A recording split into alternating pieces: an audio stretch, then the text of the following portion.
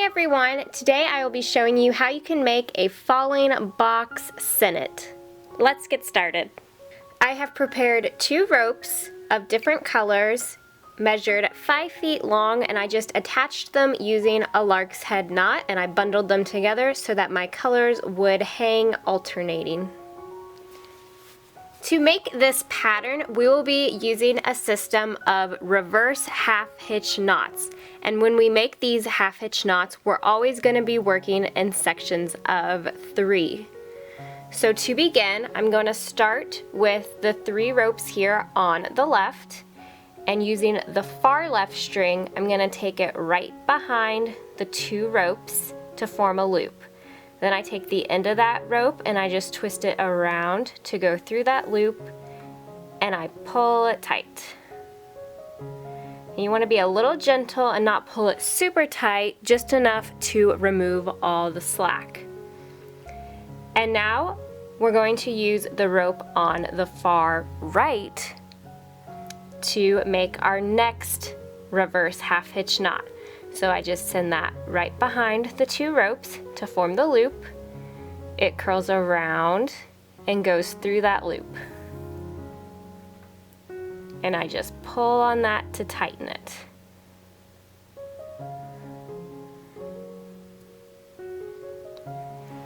And when you have this knot finished, what you want to have is a shape like a box. Now I'm going to make another box using the 3 ropes here on the far right. I'll start by taking the rope here on the left side. It goes behind the 2 ropes to form a loop, where I send it around and through the loop, and then I gently pull on it to tighten it. Now I'm going to take the side on the far right to go behind the 2 ropes, so we have another loop. It just curls around and goes through the loop, where I pull it tight. And the reason we don't want to pull this super tight is because we really want the box shape to show up, and if we pull it too tight, our box will be a little misshapen and you won't be able to see it as well. So again, just pull it tight enough to remove the slack.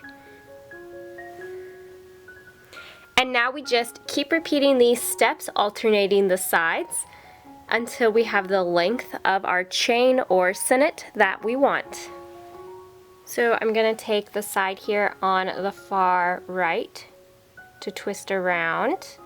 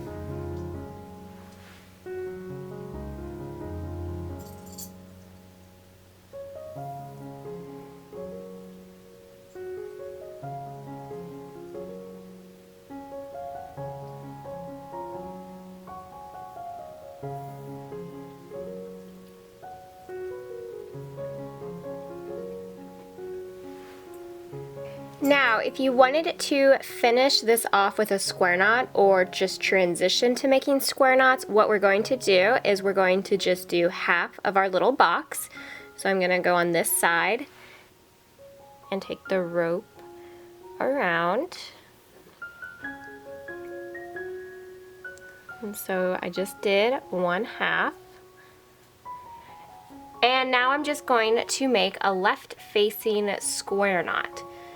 So using all 4 ropes, I take the side here on the left to cross over the 2 in the middle, My string on the right goes over that, behind the two in the middle, and through the loop, and then I just pull that tight.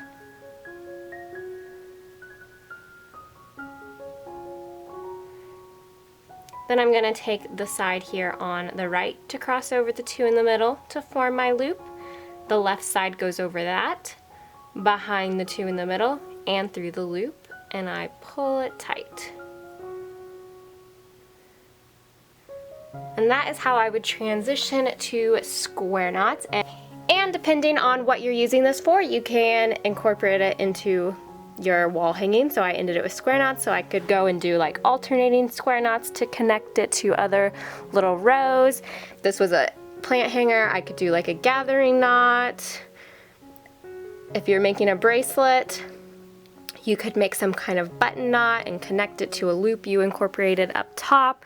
However you choose to use this knot, just adjust the way you end it based on that. And that is all I have for you guys today, this cute little falling box knot sinnet. I really hope you guys enjoyed this tutorial and found it helpful and inspiring, and thank you so much for watching.